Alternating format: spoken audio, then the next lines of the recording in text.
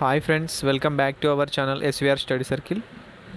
So Telangana డిఎస్సికి సంబంధించి మనకు ఎగ్జామ్స్ అనేవి అన్నీ కంప్లీట్ కావడం జరిగింది ఆగస్ట్ 5th రోజు. సో వాటికి సంబంధించినటువంటి రిజల్ట్స్ అదేవిధంగా రెస్పాన్స్ షీట్స్ అనేవి ఏ క్షణంలోనైనా విడుదల కావచ్చు. అవి రాగానే మీకు నేను అందించడం జరుగుతుంది. సో వాటి కోసం మన ఛానల్ని ఫాలో అవుతుండండి. అదేవిధంగా సబ్స్క్రైబ్ చేసుకొని ఛానల్ లైక్ చేసి చూడండి. అండ్ ఇక్కడ ఏంటంటే మనము సర్టిఫికేట్ వెరిఫికేషన్కి సంబంధించి ఏమేమి సర్టిఫికేట్స్ మీరు రెడీ చేసుకోవాలి ఇప్పుడు ఈ యొక్క వెరిఫికేషన్కి. అదేవిధంగా జనరల్ ర్యాంకింగ్ తర్వాత మనకు 1:2 కానీ 1:3 కానీ పిలిచే అవకాశం అవుతుంది కాబట్టి సో వాళ్ళకి సంబంధించి సర్టిఫికేట్ వెరిఫికేషన్ ఉంటుంది. ఆ సర్టిఫికేట్ వెరిఫికేషన్లో ఖచ్చితంగా కావాల్సినటువంటి మ్యాండేటరీ సర్టిఫికేట్స్ ఇప్పుడు మనం ఇక్కడ చూడడం జరుగుతుంది. సో వాటిలో ముఖ్యంగా మనం చూసుకున్నట్లయితే ఎస్జిటి వాళ్ళకి ఖచ్చితంగా డిఎస్సి హాల్ టికెట్ అనేది ఉంటుంది. వీలైతే అప్లికేషన్ కూడా దగ్గర పెట్టుకోండి డిఎస్సికి సంబంధించి.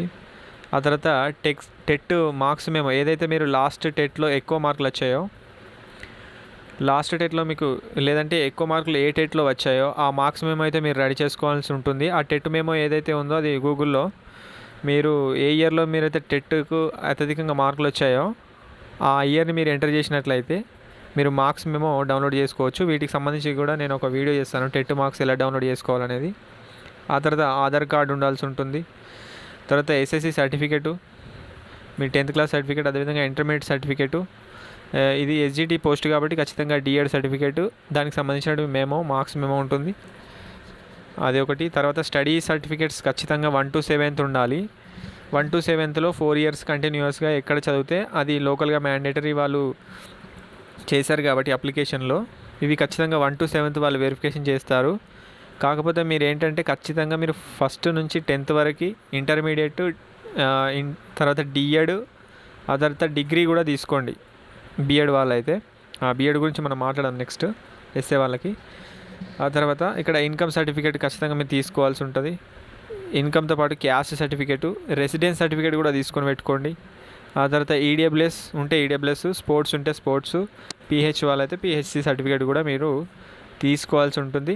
నెక్స్ట్ స్కూల్ అసిస్టెంట్ వాళ్ళు ఏమేమి రెడీ చేసుకోవాలంటే సర్టిఫికేట్స్ వెరిఫికేషన్కి మీరు ఖచ్చితంగా డిఎస్సి హాల్ టికెట్ మీ దగ్గర ఉండాలి, అప్లికేషన్ కూడా ఉండాల్సి ఉంటుంది. ఆ తర్వాత టెట్ మార్క్స్ మెమో మీకు ఏదైతే హయ్యెస్ట్గా మార్క్స్ మెమో వచ్చిందో, హయ్యెస్ట్గా మార్క్స్ వచ్చాయో ఆ మెమోని మీరు డౌన్లోడ్ చేసుకొని పెట్టుకోండి, వీలైతే ప్రింట్ తీసుకొని పెట్టుకోండి. తర్వాత ఆధార్ కార్డు ఖచ్చితంగా కావాలి. తర్వాత ఎస్ఎస్సి మెమో అవసరం ఉంటుంది. తర్వాత ఇంటర్మీడియట్ సర్టిఫికేట్ అవసరం ఉంటుంది.